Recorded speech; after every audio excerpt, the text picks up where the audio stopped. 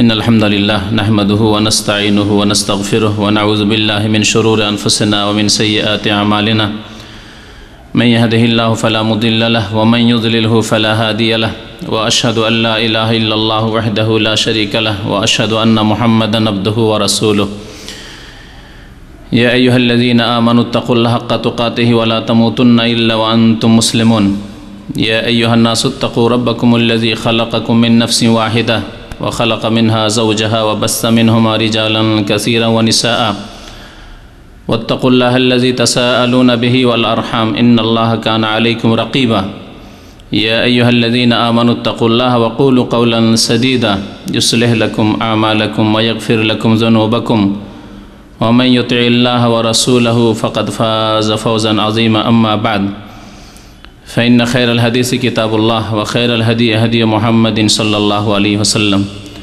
وشر الأمور محدثاتها وكل محدثة بدعة وكل بدعة ضلالة وكل ضلالة في النار أعوذ بالله من الشيطان الرجيم بسم الله الرحمن الرحيم قل إن كان آباؤكم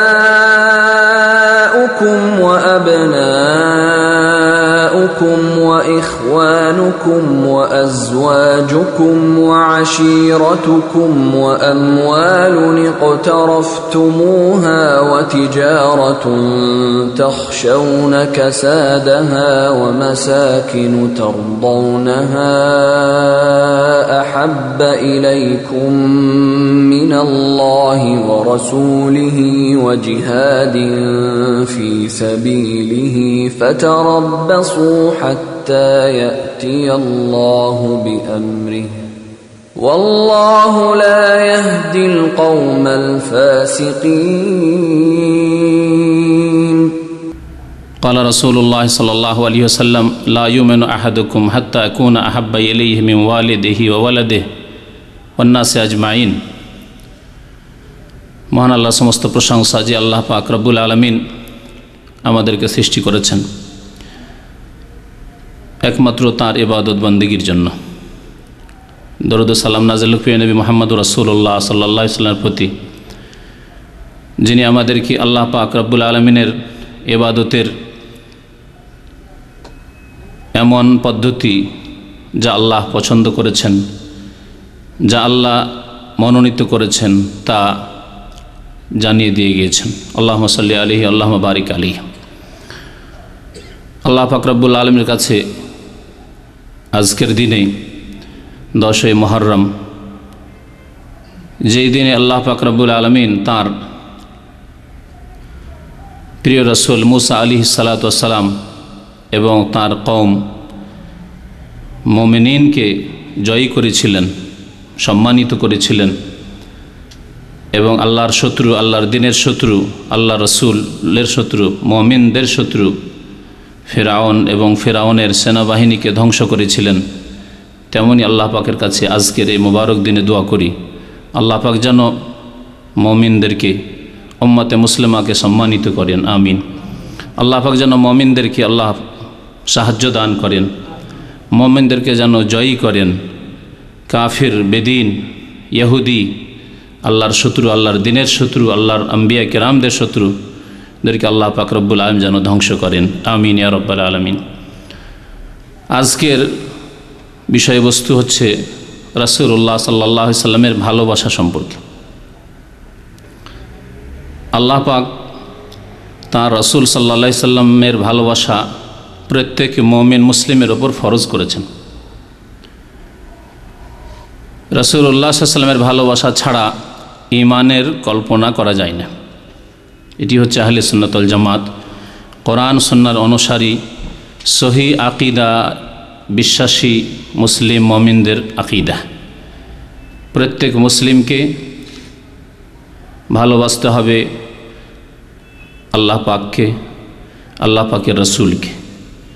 ভালোবাসার যে সম্পর্ক আছে, যে সম্পর্ক আমাদের আল্লাহ পাকের সাথে হওয়া উচিত, তার রসুলের সাথে হওয়া উচিত, যদিও তা ভিন্ন ভিন্ন, কিন্তু আল্লাহকেও ভালোবাসতে হবে যা আল্লাহ পাক ফরজ করেছেন, এবং তার রসুলকেও ভালোবাসতে হবে। আল্লাহ পাকের ভালোবাসা হচ্ছে তার ইবাদত বন্দেগীর মাধ্যমে ভালোবাসা।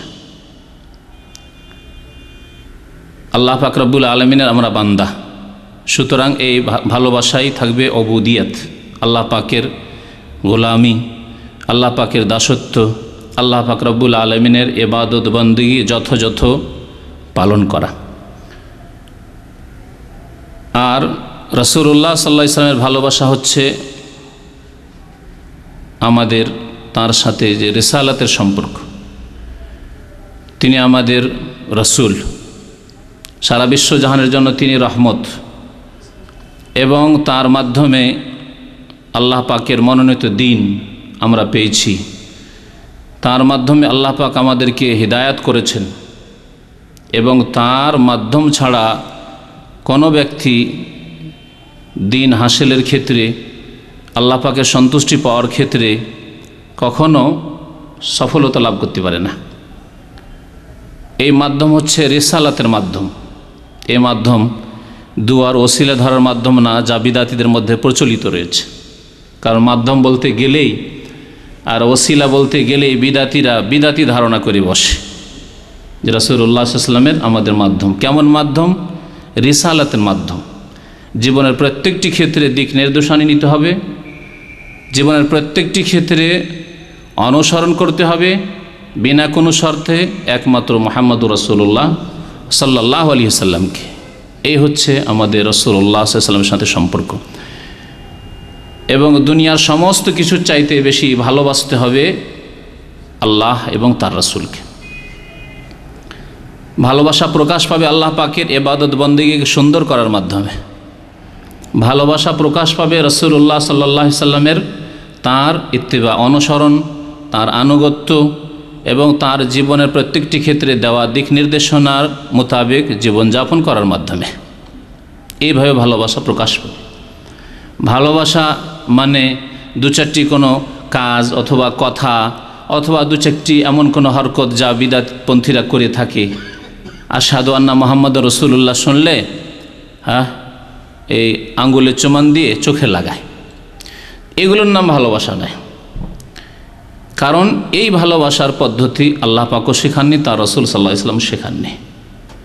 ভালোবাসার ক্ষেত্রে আলোচনা শুরু করার আগে আরও বলে দিই যে দুইটি জাতি বিভ্রান্ত হয়েছে, আর হকপন্থী সবসময় মধ্যপন্থী থেকেছে। এই ক্ষেত্রেও আল্লাহ পাকের দিন পাওয়ার ক্ষেত্রে যেমন উম্মতে মুসলিম মধ্যপন্থী, বিভিন্ন বাতিল গোমরাহ পথভ্রষ্ট ফিরকা, যে 73 ফিরকা মুসলিম উম্মায় হবে নবী করিম সাল্লাল্লাহু আলাইহি ওয়াসাল্লামের ভবিষ্যৎবাণী, তার মধ্যে কোরআন সুন্নাহর অনুসারী যারা রাসূলুল্লাহ সাল্লাল্লাহু আলাইহি ওয়াসাল্লামের নির্ভেজাল আর বিনা কোনো শর্তে অনুসরণ করেন, ইত্তেবা করেন এবং সাহাবায়ে কেরাম আদর্শের উপরে চলেন, তারা অন্যান্য ফিরকাগুলির মাঝখানে মধ্যপন্থী। এদিকে গোমরাহ ফিরকা রয়েছে বহু, এদিকে গোমরাহ পথভ্রষ্ট ফিরকা রয়েছে, কোরআন সুন্নাহর অনুসারীরা হচ্ছে মধ্যপন্থী। তেমনি ভালোবাসার ক্ষেত্রেও এইরকমই হয়েছে, দুটি দল পথভ্রষ্ট হয়েছে। মানুষের মধ্য থেকে দুটি দল রাসূলুল্লাহ সাল্লাল্লাহু আলাইহি ওয়াসাল্লাম ভালোবাসার ক্ষেত্রে পথভ্রষ্ট হয়েছে। একটি দল নবী সাল্লাল্লাহু আলাইহি ওয়াসাল্লামের ভালোবাসার ক্ষেত্রে অতিরঞ্জন করেছে, বাড়াবাড়ি করেছে। আল্লাহ পাক যে সীমানা নির্ধারণ করেছেন তাকে লঙ্ঘন করেছে,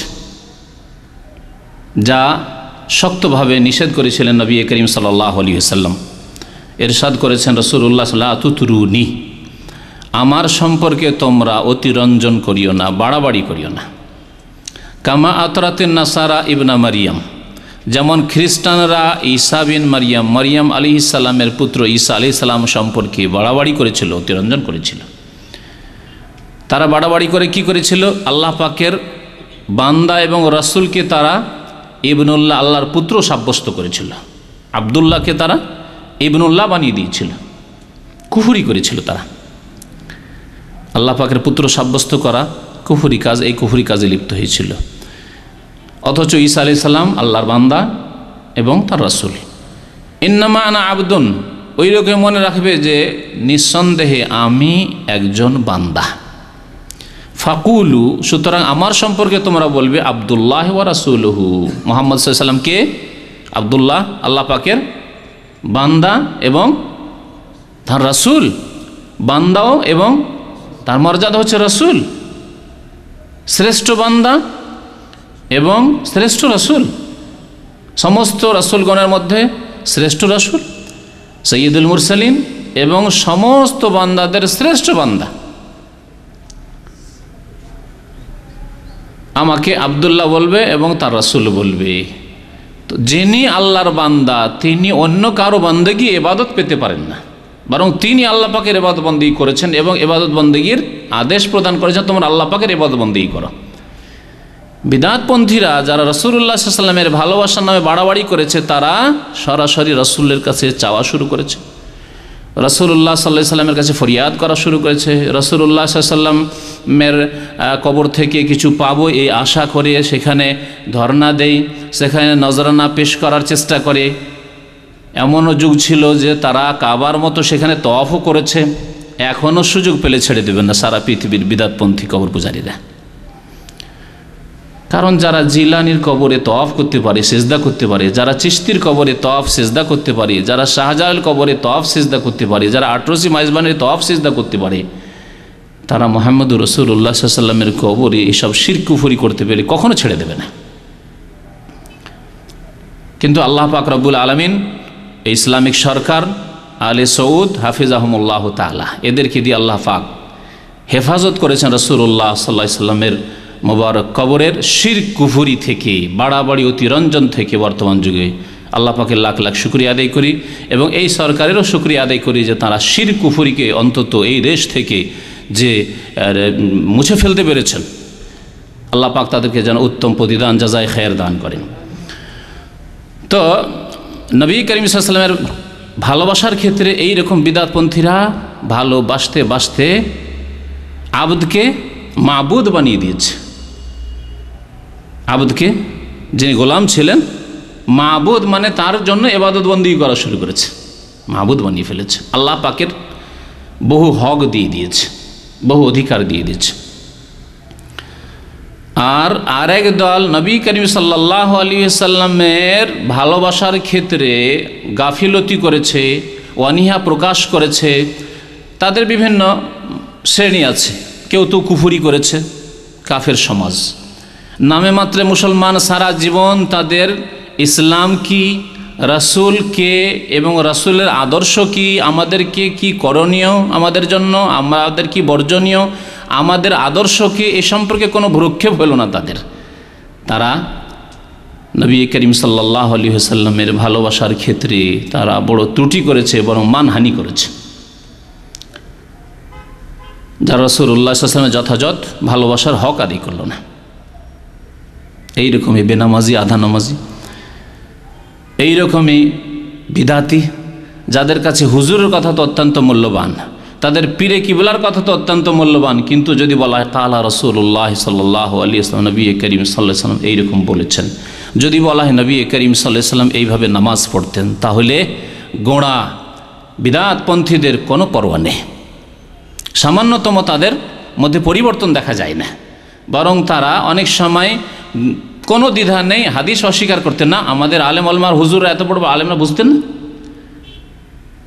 আমাদের তরিকা কি ভুল, এসব যুক্তি পেশ করে। এরা একদল গোমরাহ হয়েছে। এই দুইটি গোমরাহ ফিরকা, আহলে সুন্নাত ওয়াল জামাত, কোরআন সুন্নাহর অনুসারী, যা নির্ভেজালভাবে কোরআন সুন্নাহকে আদর্শ মনে করে, তারা রাসূলুল্লাহ সাল্লাল্লাহু আলাইহি ওয়াসাল্লামের যেমন ভালোবাসা হওয়া উচিত তেমন ভালোবাসে। আল্লাহ পাক রব্বুল আলমিনের পরে রাসূলুল্লাহ সাল্লাল্লাহু আলাইহি ওয়াসাল্লামকে সবচাইতে বেশি ভালোবাসতে হবে, এটি ফরজ মনে করে তারা। এবং ওই ভালোবাসা তেমনই হইতে হবে যেমন ভালোবাসা বেসেছেন সাহাবায়ে কেরাম রাদিয়াল্লাহু তাআলা আনহুম আজমাইন। তারা যেমন ভালোবেসেছেন তেমন ভালোবাসতে হবে। এই ভালোবাসা প্রকাশ পাবে অনুসরণের মাধ্যমে, এবং এই ভালোবাসার লক্ষণ বিভিন্ন আরও বর্ণনা করব। এই ভালোবাসা প্রমাণ করবে আপনার ত্যাগ, আপনার কুরবানি, এই দিনের জন্য যেই দিন নবী করিম সাল্লাল্লাহু আলাইহি ওয়াসাল্লাম উম্মতের মাঝে রেখে গেছেন, সেই দিনের প্রচার প্রসারের ক্ষেত্রে। আর এই ভালোবাসার ক্ষেত্রে না ত্রুটি করবে, গাফিলতি করবে এক দলের মতো, আর না বাড়াবাড়ি করবে। নবী করিম সাল্লাল্লাহু আলাইহি ওয়াসাল্লামকে আল্লাহ পাক যে মর্যাদা দিয়েছেন তার উপরে নিয়ে যাবে না, কারণ এইদিকে উপরে নিয়ে গেলে শিরক কুফরিতে যাবে, আর যদি এটাকে কমায় তাহলে ফাসিক হবে, না হলে কুফরিতে চলে যাবে। তো আহলে সুন্নাত ওয়াল জামাত যেভাবে ভালোবাসে সেই ভালোবাসার কথা আজকে উল্লেখ করব। আল্লাহ পাক রব্বুল আলামিন সূরা তওবার আয়াত নম্বর 24 ইরশাদ করেছেন, আয়াতটি বড় একটু লম্বা আছে। আল্লাহ পাক ইরশাদ করেছেন, হে নবী সাল্লাল্লাহু আলাইহি সাল্লাম, কুল, আপনি বলে দেন, ইন কানা আবাউকুম, যদি তোমাদের বাপদাদা পূর্বপুরুষ বা মাতা পিতা, ওয়া ইখওয়ানুকুম, তোমাদের ভাই বোন, ওয়া আজওয়াজুকুম, তোমাদের স্বামী স্ত্রী, ওয়া আশিরাতুকুম, তোমাদের বংশ গোত্র, ওয়া আমওয়ালুন ইকতারাফতুমুহা, এবং তোমাদের ধন সম্পদ যা তোমরা উপার্জন করে রেখেছো বা উপার্জন করতেছো, ওয়া তিজারাতুন তাখশাউনা কাসাদাহা, এবং এমন ব্যবসা বাণিজ্য যেসব ব্যবসা বাণিজ্যে লস লেগে যাওয়ার সব সময় আশঙ্কা লেগে আছে। যারাই ব্যবসায়ী তারা সব সময় এই চিন্তায় থাকে যে আমার ব্যবসায় যাতে লস না খেয়ে যায়, আমি মার না খেয়ে যায়, ক্ষতিগ্রস্ত না হয়ে যায়। আল্লাহ পাক এই কথা উল্লেখ করেছেন, যেই ব্যবসায় তোমরা সবসময় আশঙ্কা বোধ করছো যে যাতে করে আমার ক্ষতি না হয়ে যায়। ওয়ামাসাকিন তারদাউনাহা, এবং বাড়িঘর যা তোমরা খুব পছন্দ করো, ভালো ভালো বাড়িঘর পছন্দ করো, এসব যদি আল্লাহ পাক উল্লেখ করলেন, বাপদাদা পূর্বপুরুষ বা মাতা পিতার কথা উল্লেখ করলেন, ছেলে মেয়েদের কথা উল্লেখ করলেন, আবনাউকুম, ছেলে মেয়েদের কথা আল্লাহ উল্লেখ করলেন, ইখওয়ানুকুম, ভাই বোনদের কথা আল্লাহ উল্লেখ করলেন, স্বামী স্ত্রীর কথা আল্লাহ পাক উল্লেখ করলেন, বংশের কথা আল্লাহ পাক উল্লেখ করলেন, তারপরে আল্লাহ পাক উল্লেখ করলেন ধন সম্পদের কথা, ব্যবসা বাণিজ্যের কথা, আর ঘর বাড়ির কথা। 8টি বিষয়, এগুলিকে পৃথিবীতে মানুষ খুব বেশি ভালোবাসে, খুব বেশি ভালোবাসে। এই ভালোবাসাগুলি যদি প্রাধান্য পেয়ে যায় আল্লাহ এবং তার রাসূলের ভালোবাসার উপর, তাহলে তোমার ঈমানের উপর জিজ্ঞাসা চিহ্ন, তোমার ঈমান আছে কি? 8টি বস্তুর কথা আল্লাহ পাক রব্বুল উল্লেখ করেছেন। আহাব্বা ইলাইকুম মিনাল্লাহি ওয়া রাসূলিহি ওয়া জিহাদিন ফি সাবিলিহি, তোমাদের কাছে এসব বস্তু আল্লাহর চাইতে, আল্লাহ রাসূলের চাইতেও বেশি যদি প্রিয় হয়ে যায়, ভালোবাসার পাত্র হয়ে যায়, এবং আল্লাহর রাস্তায় জেহাদ করার চাইতেও বেশি ভালোবাসার পাত্র হয়ে যায়, যে নিজের বাবা মায়ের জন্য আমি জেহাদে যেতে পারছি না, আল্লাহর রাস্তায় কোরবানি করতে পারছি না, ছেলে মেয়েদের জন্য পারছি না, এসব যদি হয়ে যায়, আত্মীয় স্বজনদের জন্য পারছি না, আমি স্ত্রীর জন্য পারছি না, ইত্যাদি ইত্যাদি, কোরবানি করতে পারছি না, ধন সম্পদের জন্য পারছি না, ব্যবসা বাণিজ্যের জন্য পারছি না, পয়সার জন্য, পয়সার মায়া আমি বা পয়সার লোভে আমি গুনাহ করছি, আমি ফরজ আদায় করতে পারছি না, আমি জামাতে শরীক হতে পারছি না নামাজের, এসব ত্রুটি যদি দেখা যায় এই দুনিয়ার এই বস্তুগুলির ভালোবাসাকে প্রাধান্য দেওয়ার কারণে, তাহলে আল্লাহর কি শাস্তি রয়েছে? আল্লাহ পাক বলছেন ফাতারাব্বাসু, তাহলে অপেক্ষা করো, প্রতীক্ষা করো আল্লাহ পাকের আযাবের। হাত্তা ইয়াতি আল্লাহু বিআমরিহি, অতক্ষণ পর্যন্ত তোমরা অপেক্ষায় থাকো যতক্ষণ আল্লাহ পাকের আযাব চলে আসবে। থামো, তাহলে যেন বলি আচ্ছা ঠিক আছে অপেক্ষায় থাকো, আচ্ছা থামো দেখছি, অপেক্ষা করো আল্লাহর আযাবের। আল্লাহর আযাব ছাড়া কোনো উপায় নেই। আজকে উম্মতে মুসলিমার ওপর আল্লাহ পাকের আযাবের কারণ হচ্ছে এই মূল কারণ, কোরআনের ভাষায় আল্লাহ পাকের কথা উল্লেখ করেছেন। এই ভালোবাসার ক্ষেত্রে এক জাতি বাড়াবাড়ি করে কবর, মাজার পূজা, পীর পূজা, ব্যক্তি পূজায় ডুবে গেছে। ফাতারাব্বাসু, অপেক্ষা করো। আর এক জাতি এই ক্ষেত্রে অবহেলা করে, অবমাননা করে, বেপরোয়া হয়ে গিয়ে আল্লাহ এবং আল্লাহর দিনের ভালোবাসা, রাসূলের ভালোবাসা থেকে অনেক দূরে সরে গেছে। ফাতারাব্বাসু, আল্লাহ পাক বলছেন অপেক্ষা করো। নামাজ চাইতে বেশি প্রিয় হয়ে গেছে তোমাদের ঘুম, দিন চাইতে, দিনের কাজ করা, দিনই শিক্ষার চাইতে বেশি প্রিয় হয়ে গেছে তোমার ডাক্তার, ইঞ্জিনিয়ার হওয়া, ভবিষ্যৎ কি রয়েছে, আমার ছেলে কি করবে, যদি এই পড়ায় তো কি হবে, কি পাবো, এসব বেশি প্রিয় হয়ে গেছে আজকে। আল্লাহ পাক বলছেন ফাতারাব্বাসু হাত্তা ইয়াতি আল্লাহু বিআমরিহি, যতক্ষণ আল্লাহ পাক তার আদেশ নিয়ে আসবেন, অর্থাৎ আল্লাহ পাকের আযাবের আদেশ আসা পর্যন্ত তোমরা অপেক্ষায় থাকো। আল্লাহু লা ইয়াহদিল কওমাল ফাসিকিন, আল্লাহ পাক রব্বুল আলামিন ফাসিক সম্প্রদায়কে কখনো রাস্তা দেখান না। তাহলে এই রকম লোক যারা এই দুনিয়ার এই বিষয়গুলিকে বা বস্তুগুলিকে প্রাধান্য দিয়ে থাকে বা ওইগুলির ভালোবাসা তাদের প্রাধান্য পেয়েছে, এদেরকে আল্লাহ পাক এই আয়াতের শেষে ফাসিক বলে আখ্যায়িত করেছেন। আর ওই ফাসিকদেরকে আল্লাহ কখনো রাস্তা দেখাবেন না, রাস্তা দেখাবেন না দিনে হকের, সত্য দিনের, কারণ বিদাতের পথ নিয়েছে। বাড়াবাড়ির পথ নিয়েছে অথবা ত্রুটির পথ নিয়েছে, বেপরোয়াহির পথ নিয়েছে, কোনো পরোয়া নেই আল্লাহ এবং আল্লাহর দ্বীনের, আল্লাহ রসুলের। এদেরকে আল্লাহ পাক ফাসিক বলে আখ্যায়িত করেছেন। নবী করিম সাল্লাল্লাহু আলাইহি ওয়াসাল্লামের ভালোবাসা বলছিলাম যে ফরজ, এবং এই ভালোবাসা কেমন ফরজ? নিজের জীবন চাইতেও বেশি ভালোবাসতে হবে, নিজের জীবন চাইতেও বেশি ভালোবাসা ফরজ। নবী করিম সাল্লাল্লাহু আলাইহি ওয়াসাল্লাম একবার, আব্দুল্লাহ বিন হাশাম বলছেন সাহাবী, যে কুন্না মা নবী সাল্লাল্লাহু আলাইহি ওয়াসাল্লাম, একবার নবী করিম সাল্লাল্লাহু আলাইহি ওয়াসাল্লামের সাথে আমরা ছিলাম, আর ওয়াহুয়া আখিযুন বিয়াদি উমর ইবনে আল খাত্তাব রাদিয়াল্লাহু তাআলা আনহু। নবী করিম সাল্লাল্লাহু আলাইহি ওয়াসাল্লাম উমর ইবনে খাত্তাব রাদিয়াল্লাহু তাআলা আনহুর হাত ধরে রাস্তায় চলছিলেন। ফাকাল লাহু উমর রাদিয়াল্লাহু তাআলা বললেন যে ফাইন্নাহু, বললেন লা আনতা আহাব্বু ইলাইয়া মিন কুল্লি শাইইন ইল্লা মিন নাফসি, হে আল্লাহ রসুল, আমি আমার ইমানের কথা বলছি আপনাকে, যে সারা পৃথিবীর সমস্ত বিষয় বস্তু ব্যক্তির চাইতে বেশি আপনি প্রিয়, ইল্লা মিন নাফসি, তবে আমার জীবন ছাড়া, আমার জীবন ব্যতীত, আমার জীবন সবচেয়ে প্রিয়। তারপরে দুনিয়ায় যদি কেউ প্রিয় থাকে তো তিনি হচ্ছেন একমাত্র আপনি, ইয়া রাসূলুল্লাহ সাল্লাল্লাহু আলাইহি ওয়াসাল্লাম, আপনি সবচেয়ে বেশি প্রিয় আমার জীবনের পরে। সত্য কথা বলেছেন। আজকাল আমরা অনেকে মিথ্যা কথা বলি, হ্যাঁ, স্বামী স্ত্রীতে প্রেম প্রীতি বেশি ভালোবাসা বাড়াইতে গিয়ে তোমার জন্য আমার জীবন কোরবানি করে দিতে পারবো, হ্যাঁ, আমি তোমাকে আমার চাইতে বেশি ভালোবাসি। মিথ্যা কথা, অবাস্তব কথা, হ্যাঁ, না। ওমর রাদিয়াল্লাহু তাআলা সত্য কথা বলেছেন। দুনিয়ায় সবচাইতে বেশি প্রিয় হচ্ছে নিজের জীবন।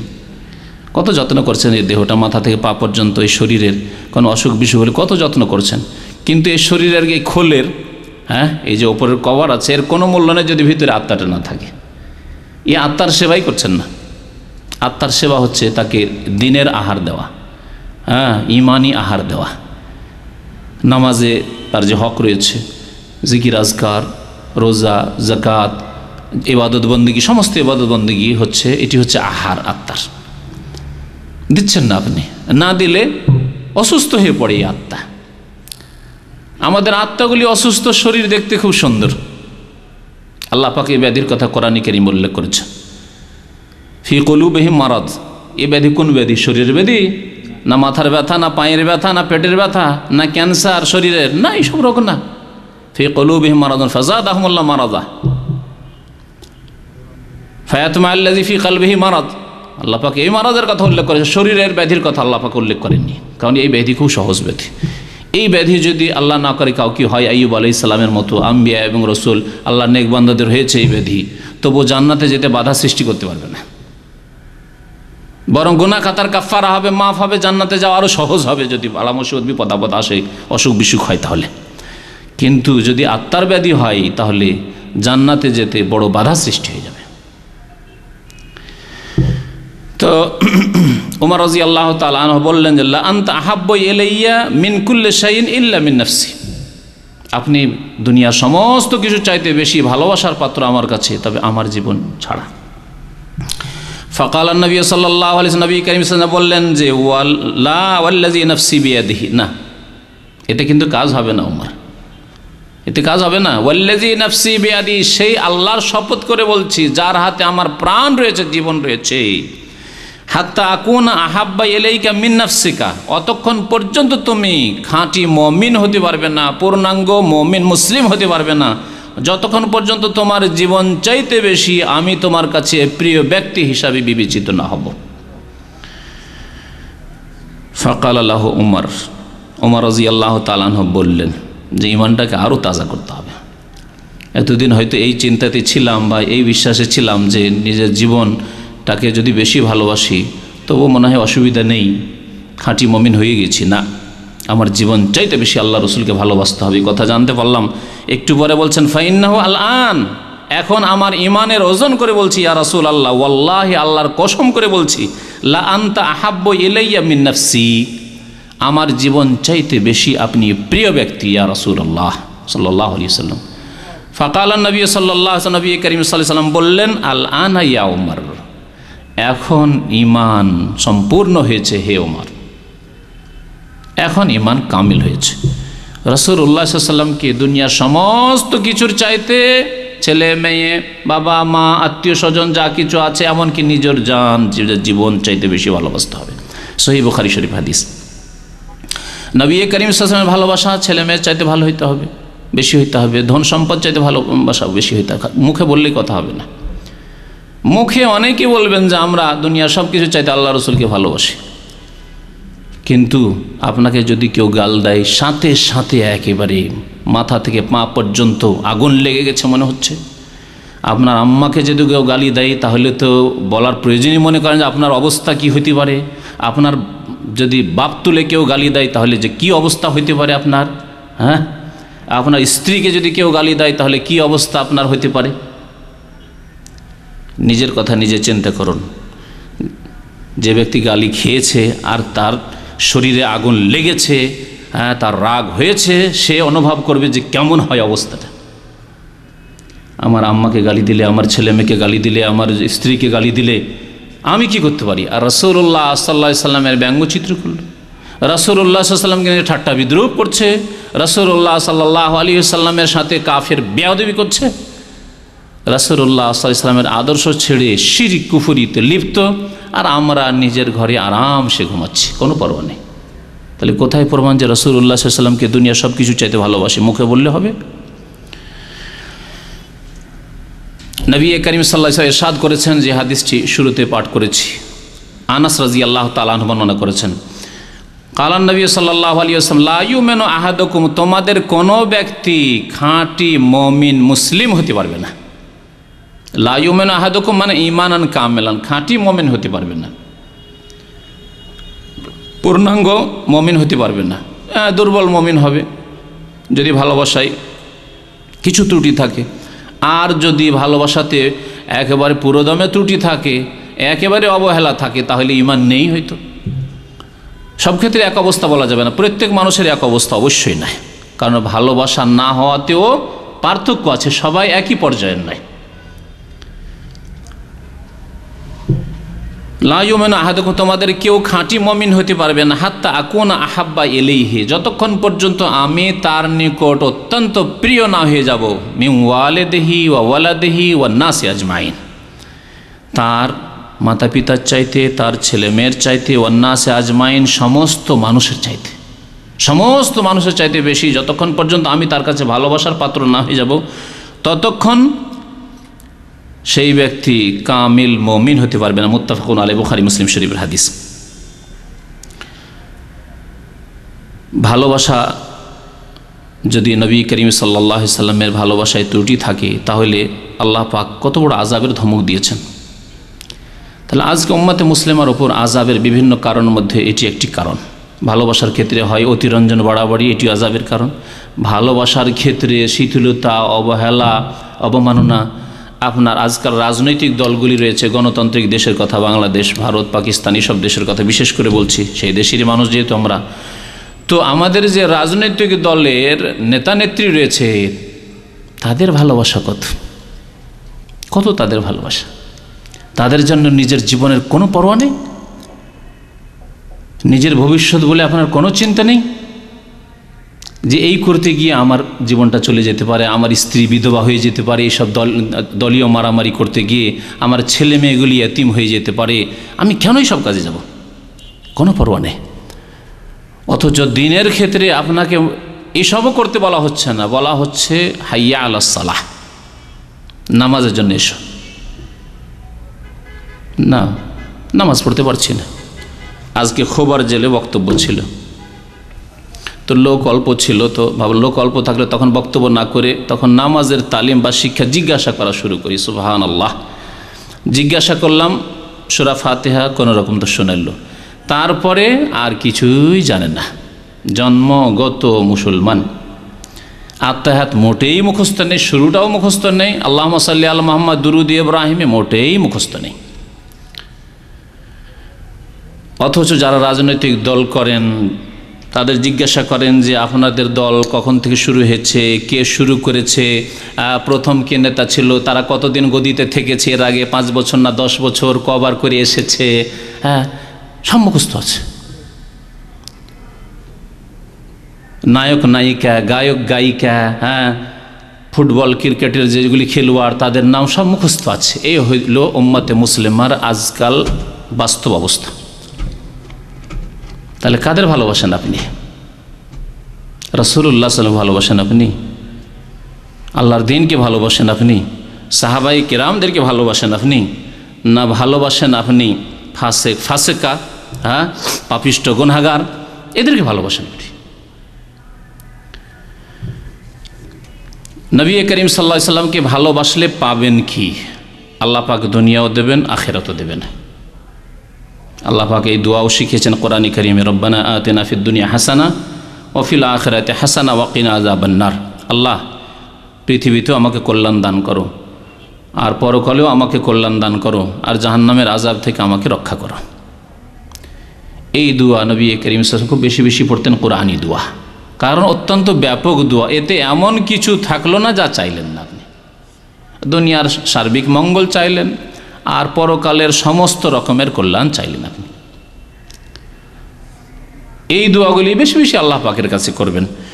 আল্লাহ পাক বলছেন, ওয়ালা তানসা নাসিবাকা মিনাদ দুনিয়া ওয়া আহসিন কামা আহসানাল্লাহু ইলাইক। পৃথিবীতে তোমার অংশ আছে, সেটাও ছাড়িও না, তুমি ভুলে যেও না, উপেক্ষা করিও না, তার প্রয়োজন আছে। কিন্তু আল্লাহ পাক যেমন তোমার উপর অনুগ্রহ করেছেন, তেমন তুমিও অনুগ্রহ করো, সৎকর্মশীল হও। তোমার পরকালকে ঠিক রেখে, তোমার আল্লাহর ইবাদত বন্দেগীকে ঠিক রেখে, তোমার দ্বীনকে ঠিক রেখে, তোমার ঈমান ইসলামকে ঠিক রেখে। নবী করিম সাল্লাল্লাহু আলাইহি ওয়াসাল্লামকে ভালোবাসলে একটি বিষয় পাওয়া যাবে, ইবাদত বন্দেগীর ঈমানের স্বাদ। এর একটা স্বাদ আছে, কিন্তু এই স্বাদ সবাই পাবে না। যেমন শরীরে জ্বর থাকলে যতই মিষ্টি খাওয়ান, আর যত স্বাদের জিনিস খাওয়ান, মাছ গোস্ত খাওয়ান, আর প্রত্যেককে জ্বর হয়েছে, আর এরকম অবস্থা হয়েছে, তাই না? জ্বরের মুখে কোনো খাবার ভালো লাগে না, লাগে? জ্বরের মুখে খাবারের দোষ না, আপনার ভিতরে রোগ আছে? খাবারের কোনো দোষ আছে? খাবারের দোষ নেই, দোষ আছে আপনার ভিতরে। শরীরে অসুখ আছে, জ্বর আছে, সেজন্য জিভায় কোনো স্বাদ নেই, কোনো স্বাদ নেই আপনার। ঠিক তেমনি ঈমানের স্বাদ পাওয়ার জন্য, নামাজের স্বাদ পাওয়ার জন্য, রোজার স্বাদ পাওয়ার জন্য সারাদিন না খেয়ে থাকলাম, ইফতার করলাম, স্বাদের শেষ নেই। এই স্বাদ সবাই পাবে না। ঠান্ডায় মনে হচ্ছে যে যেখানে ঠান্ডা পানি যাচ্ছে, উজু করতে গিয়ে কেটে পড়ে গেল, বোঝাই যায় না যে আর আছে কিনা শরীরে অঙ্গ, হয় না এরকম? অনেক দিন আগে প্রথম যখন তায়েফ যাই, খুব ঠান্ডার দিনে গিয়েছিলাম, আর গিয়ে দেখি এশার নামাজ বাকি আছে, উজু করলাম, গরম পানি পেলাম, ঠান্ডায় মনে হচ্ছে আর আছে কিনা, যেখানে পানি যাচ্ছে কেটেই পড়ে গেল। তায়েফের ঠান্ডা, তারপরও স্বাদ আছে তাতে, কিন্তু যদি শরীরে অসুখ থাকে স্বাদ পাবেন না। কোন অসুখ? যে অসুখের কথা বললাম, আত্মার অসুখ, রুহের অসুখ যদি থাকে, হৃদয়ে কলবে যদি অসুখ থাকে, তাহলে স্বাদ পাবেন না, বড়ই কষ্ট লাগবে। ফজরে কম্বল ছেড়ে বিছানা থেকে উঠতে, গরম বিছানা থেকে ঠান্ডায় উঠতে কষ্ট লাগছে। যদি সত্যি নবী করিম সাল্লাল্লাহু আলাইহি ওয়াসাল্লামের ভালোবাসা থাকে, তাহলে তার দ্বীনের ভালোবাসা আছে, তিনি যা নিয়ে এসছেন তারও ভালোবাসা আছে, তিনি মেরাজ থেকে কি আপনার জন্য আমার জন্য তোহফা নিয়ে এসছেন, উপহার নিয়ে এসছেন, তার ভালোবাসা আছে। তাহলে সেখানে কিন্তু স্বাদ পাবেন আপনি। আপনার দুনিয়ার আরাম ছাড়লেই স্বাদ পাবেন আপনি। সাহাবায়ে কেরাম রাদিয়াল্লাহু তাআলা আজমাইন বদরে, ওহুদে গিয়ে আল্লাহর রাস্তায় জান মাল সব কিছুকে কোরবানি করে শাহাদাত বরণ করেছেন, তাতে স্বাদ পেয়েছেন, স্বাদ পেয়েছেন। কারণ তেমন ভালোবাসা ছিল যে কার জন্য আমি বেরিয়েছি, রাসূলুল্লাহ সাল্লাল্লাহু আলাইহি ওয়াসাল্লামের ভালোবাসায়, তার নিয়ে আসা দ্বীনের ভালোবাসায়, তার রবের ভালোবাসায়। তো যেই ব্যক্তি রাসূলুল্লাহ সাল্লাল্লাহু আলাইহি ওয়াসাল্লামকে ভালোবাসবে, সেই ব্যক্তি ঈমান ইসলামের এবং ইসলামী বিধিবিধান পালন করার স্বাদ পাবে। আমরা অনেকে নামাজ পড়ি কিন্তু কিছুই পাই না, কিছুদিন নামাজ পড়লো তারপর ছুটে গেল, আবার হয়তো ধরলো, কখনো শুনলো একটু ভালো উপদেশের কথা, বা নিজেকে ধিক্কার দিল, কি মুসলমান, আমি নামাজ পড়ি না, আবার ধরি, আবার ধরছে, কতবার ধরছে, কতবার ছাড়ছে, কতবার ধরছে নামাজ, কতবার ছাড়ছে, আর প্রত্যেক রমজানে তো নামাজ ধরছে আর ছাড়ছে, তাই না? অধিকাংশ মুসলিম আজকালকার প্রত্যেক রমজানে নামাজ ধরছে এবং ছাড়ছে। স্বাদ পায় না, আসলে স্বাদ পেলে কখনো ছাড়তো না। কেন স্বাদ পায় না? রাসূলুল্লাহ সাল্লাল্লাহু আলাইহি ওয়াসাল্লামের ভালোবাসায় ত্রুটি রয়েছে। দুনিয়ার ভালোবাসা, পার্থিব আয়েশ আরামের ভালোবাসা, দুনিয়ার লোভ লালসার ভালোবাসা, যে দুনিয়ার যে কুপ্রবৃত্তির অনুসরণ, তার আসক্তি, এসব রয়েছে। আনাস বিন মালিক রাদিয়াল্লাহু তাআলা আনহু নবী করিম সাল্লাল্লাহু আলাইহি ওয়াসাল্লামের 10 বছরের খাদেম বর্ণনা করছেন যে নবী করিম সাল্লাল্লাহু আলাইহি ওয়াসাল্লাম ইরশাদ করেন, সালাসুন মান কুন্না ফি, 3টি গুণ, 3টি ভালো চরিত্র, 3টি ভালো বৈশিষ্ট্য যার মধ্যে আছে, ওয়াজাদা বেহিন হালাওয়াতাল ঈমান, এই 3টি বৈশিষ্ট্য বা গুণ থাকলে এই 3টি গুণের কারণে সে ঈমানের স্বাদ পাবে, ঈমানের মজা পাবে। হালাওয়া, আজকাল মিষ্টিকে আরবি ভাষায় হালুয়াই বলা হয়, আর আমার দেশেও হালুয়া হালুয়া বলা হয়, হালুয়া পুরি। তো হালাওয়াতুল ঈমান আরবি শব্দটি, ঈমানের স্বাদ, ঈমানের যে মিষ্টান্ন রয়েছে তা পাবে এই 3টি গুণ থাকলে। প্রথম গুণ হচ্ছে আইয়াকুন আল্লাহু ওয়া রাসূলুহু আহাব্বা ইলাইহি মিম্মা সিওয়াহুমা, আল্লাহ এবং তার রাসূল সাল্লাল্লাহু আলাইহি ওয়াসাল্লাম সারা পৃথিবীতে যা কিছু আছে, যে কেউ আছে, সবার চাইতে বেশি রাসূলুল্লাহ সাল্লাল্লাহু আলাইহি ওয়াসাল্লাম, আল্লাহ এবং তার রাসূল যদি তার কাছে ভালোবাসার পাত্র হয়, তাহলে এই ঈমানের স্বাদ পাবে। আইয়াকুন আল্লাহু ওয়া রাসূলুহু, আল্লাহ এবং তার রাসূল যদি সারা দুনিয়ার সমস্ত কিছুর চাইতে বেশি প্রিয় হয়ে যায় তার কাছে, তাহলে ঈমানের স্বাদ পাবে, তাহলে নামাজের স্বাদ পাবে, তাহলে যাকাত দান করে, মসজিদ বানিয়ে, টাকা পয়সা আল্লাহর রাহে খরচ করে স্বাদ পাবে, স্বাদ পাবে। তখন এই ঈমান তৈরি হবে যে আমি যে লাখ লাখ টাকা রেখে যাচ্ছি, আমি যদি এখন মারা যাই, টাকাগুলি কার? এইভাবে ঈমানি চিন্তা তার হবে, টাকাগুলি তো আমার স্ত্রী ছেলে মেয়েদের যারা থাকবে তাদের, আমার আত্মীয় স্বজন, আমার পরিত্যক্ত ধন তাদের, আমার কি? আমার তো কিছুই নয়, একটা কাফন ছাড়া। কিন্তু আমি যা আল্লাহ রাস্তায় ব্যয় করবো, আজকে মসজিদ তৈরি করি, ইসলামিক প্রতিষ্ঠান তৈরি করি, ইসলামিক দাওয়াতের কাজে যদি আমি অর্থ ব্যয় করি, তাহলে সেটা তো আমি অগ্রিম আমার জন্য নিশ্চিত পাঠিয়ে দিলাম, ওটা পাবই। আরে আমার ছেলেমেয়েরা করবে করবে না, আত্মীয় স্বজন করবে করবে না, কি আমার জন্য দোয়া করবে করবে না, দান করবে করবে না, সেটা তো পরের ব্যাপার, আল্লাহ জানে করবে কি করবে না, তাদের মনের কথা, তাদের ঈমানের কথা। কিন্তু আমি যা চোখের সামনে করেই দিলাম, এটা তো আমার থাকলো, তখন দান করলে স্বাদ পাবে, কারণ এটা আমার কাজে লাগাচ্ছি। যেমন নিজে খেতে স্বাদ লাগে, নিজে খেতে স্বাদ লাগে, ঠিকই তেমনই নিজের জন্য অগ্রিম পাঠিয়ে দিতে স্বাদ লাগবে। যে কোনো ইবাদত বন্দেগীর ক্ষেত্রে আমি যা করে যাচ্ছি এটা আমার থাকবে, এতে কোনো রকমের সন্দেহ নাই। বাকি আশা করে আছি আত্মীয় স্বজনদের, ছেলে মেয়েদের, অন্যরা আমার জন্য দোয়া করবে, দান খায়রাত করবে, সাদকা করবে, এগুলি হইতেও পারে, নাও হইতে পারে।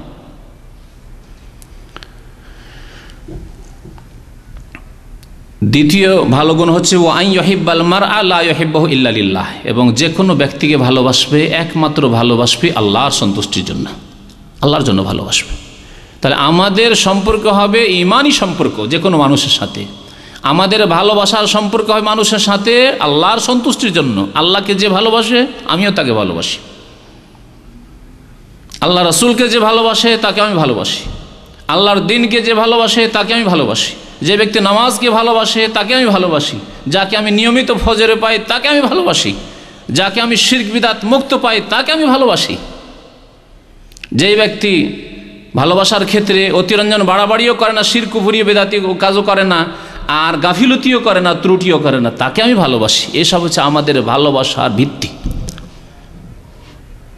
আমাদের সম্পর্ক হচ্ছে এই সম্পর্ক, না জমিনের সম্পর্ক, মাটির সম্পর্ক, না দেশের সম্পর্ক, না ভাষার সম্পর্ক, না রক্তের সম্পর্ক। রক্তের সম্পর্কের হক একটা আছে যদি তার সাথে ঈমান থাকে আর আমল থাকে, আর যদি ঈমান আমল না থাকে তাহলে এই রক্তের সম্পর্ক আল্লাহ পাক অস্বীকার। ইন্নাহু লাইসা মিন আহলিক, নূহ আলাইহিস সালামকে আল্লাহ বলছেন যে তোমার ছেলে এটা তোমার পরিবারের নয়, ইন্নাহু লাইসা মিন আহলিক।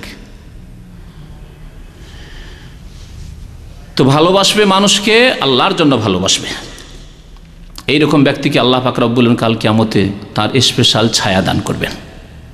রাজুলান তাহাব্বা ফিল্লাহ ইজতামা আলাইহি ওয়া তাফাররাকা আলাইহি, 7 শ্রেণীর মধ্যে এক শ্রেণী হচ্ছে ওই দুইজন ব্যক্তি যারা একে অপরকে ভালোবাসে, বা একজন ব্যক্তি অন্যদেরকে ভালোবাসে। কিসের ভিত্তিতে? তাহাব্বা ফিল্লাহ, আল্লাহর জন্য। ইজতামা আলাইহি, যদি এই ভালোবাসাকে টিকিয়ে রাখে আল্লাহর জন্য। ওয়া তাফাররাকা আলাইহি, কখনো ভালোবাসা ছিন্ন করতে হয় আল্লাহর জন্য, আল্লাহর দিন থেকে সরে গেছে, শিরক বিদআতে লিপ্ত হয়ে গেছে, বিভ্রান্তির শিকার হয়েছে, অথবা নামাজ পড়ে না, সেই দিনের উপরে নাই, তাকে হিদায়াত করব। যদি পারলাম ঠিক আছে, না হলে তোমার সাথে কোনো সম্পর্ক নেই।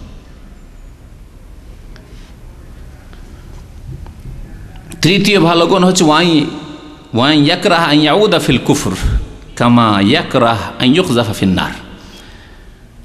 ঈমান নিয়ে আসার পর বা মুসলিম হয়ে যাওয়ার পরে কুফরিকে এত ঘৃণা করে, যেমন এক ব্যক্তি আগুন থেকে, জাহান্নামের আগুন থেকে বাঁচার ক্ষেত্রে, জাহান্নামের আগুনের তো গায়েবের বিষয় হয়ে যাচ্ছে, সেজন্য দুনিয়ার আগুনের কথা, ফিন্নার, দুনিয়ার আগুনের কথা নবী করিম সাল্লাল্লাহু আলাইহি ওয়াসাল্লাম বলেছেন, সেটা বলি। একজন মানুষকে যদি আগুনের কাছে ধাক্কা দেওয়া হয়, কোনো মতে আগুনে পড়তে চাইবে, শরীরে যতটা শক্তি আছে আগুন থেকে নিজেকে বাঁচাবার আপ্রাণ চেষ্টা করবে। ঘরে যদি আগুন লেগে যায়, তাহলে আগুন থেকে বাঁচার জন্য নিজে প্রথম চেষ্টা করে আমি নিজে বাঁচি, আমি আগে নিজের রাস্তা খুঁজে নিই, কোনখান থেকে দিয়ে বেরোতে হবে, কোন রাস্তা দিয়ে, তারপরে রাস্তা আমি পেয়ে গেছি, তারপরে যদি ক্ষমতা থাকে তাহলে অন্যের সাহায্যের কথা চিন্তা করবে, যে আরও কেউ ফেসে আছে তাদেরকে উদ্ধার করার জন্য চেষ্টা করি, কিন্তু আগে নিজের রাস্তা খুঁজবে। তাহলে কোনো ব্যক্তি আগুনে যেমন কখনো ঝাঁপ দিতে চায় না, তেমনি কুফরিতে ফিরে যেতে কখনো চাইবে না। এইরকম যদি ঈমান তৈরি হয়, তাহলে নামাজের স্বাদ পাবে, ঈমানের স্বাদ পাবে, ইসলামের স্বাদ পাবে, নেকি করার স্বাদ পাবে, ইসলামের খাতিরে কষ্ট করার স্বাদ পাবে, বালা মুসিবত বিপদ আপদ আসলে ধৈর্য ধারণ করবে, তাতেই স্বাদ পাবে, ঈমানের স্বাদ তখন পাবে। তা রাসূলুল্লাহ সাল্লাল্লাহু আলাইহি ওয়াসাল্লামকে ভালোবাসলে ঈমানের স্বাদ পাওয়া যাবে। আর একটি উপকারিতা হচ্ছে, ভালো ফল হচ্ছে, রাসূলুল্লাহ সাল্লাল্লাহু আলাইহি ওয়াসাল্লামকে ভালোবাসলে কাল কিয়ামতে রাসূলুল্লাহ সাল্লাল্লাহু আলাইহি ওয়াসাল্লামের সংসর্গ পাওয়া যাবে, সোহবত পাওয়া যাবে। নবী করিম সাল্লাল্লাহু আলাইহি ওয়াসাল্লামের সাথে জান্নাতে থাকার সুযোগ আল্লাহ পাক দেবেন, নসিব দান করবেন। আজকে বিদআতপন্থীরা, যাদের নিজের ক্ষেত্রে এই রকমের কোনো সার্টিফিকেট নেই, সাহাবায়ে কেরামদের জামানায় যে সার্টিফিকেট ছিল, যে সাহাবায়ে কেরামদের আশরা মুবাশশিরা 10 জনকে আল্লাহ পাক সুসংবাদ দিয়েছেন জান্নাতের, তার বদরের সাহাবা 313 জনকে সুসংবাদ দিয়েছেন জান্নাতের, তারপরে আল্লাহ পাক সুসংবাদ হুদাইবিয়ার সন্ধিতে যারা হাজির 1400 সাহাবায়ে কেরাম, তাদেরকে আল্লাহ জান্নাতের সুসংবাদ দিয়েছেন। এই করতে করতে সমস্ত সাহাবায়ে কেরাম, মুহাজিরিন, আনসারের কথা সব উল্লেখ করার পরে আল্লাহ পাক বলছেন রাদিয়াল্লাহু আনহুম ওয়া রাদু আনহু, সমস্ত সাহাবায়ে কেরাম কে আল্লাহ পাক, আল্লাহ যে রাজি হয়ে গেছেন এবং আল্লাহ তাদেরকেও রাজি সন্তুষ্ট করে দেবেন জান্নাত দিয়ে, আল্লাহর অশেষ নিয়ামত দিয়ে। কোরআনে কারীম এর জন্য সার্টিফিকেট দিচ্ছে। কোরআনে কারীম আল্লাহ পাক রব্বুল আলামিন এই সুসংবাদ শুনিয়ে দিয়েছেন। আজকাল যতই সৎ ব্যক্তি হোক না কেন, আপনার নজরে বা আসলেও কোনো সার্টিফিকেট নেই, কোনো সার্টিফিকেট নেই আল্লাহ পাক রব্বুল আলামিনের পক্ষ থেকে। আল্লাহ ভালো জানে তার হাসর সম্পর্কে, হ্যাঁ, তার পরিণাম সম্পর্কে।